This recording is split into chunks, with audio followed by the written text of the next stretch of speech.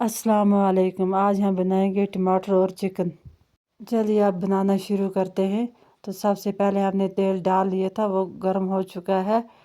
अब डालेंगे chicken. Chicken को अच्छी तरह से फ्राई कर लेंगे।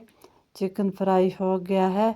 अब हम तेल को कम कर लेंगे और साथ ही में डालेंगे खड़े मसाले, एक सब्ज़ पत्ता और एक दालचीनी का टुकड़ा, और साथ में डालेंगे प्याज और लहसुन की 2-3 कलियाँ डाल के हम इसको अच्छी तरह से फ्राई कर लेंगे। और साथ ही में टमाटर का पेस्ट डालेंगे, इसको भी फ्राई कर लेंगे।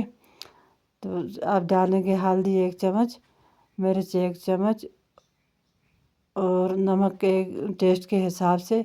अब इसको भी 3-4 मिनट हम अच्छी तरह से फ्राई करेंगे और साथ ही में डालेंगे चिकन। चिकन को भी इसमें मिला लेंगे। तो अब इसमें 2 कप पानी के डालेंगे और अच्छी तरह से मिक्स कर लें। चिकन मिक्स हो गया है। अब इसको हम ढक्कन दे के 20 मिनट के लिए छोड़ देंगे।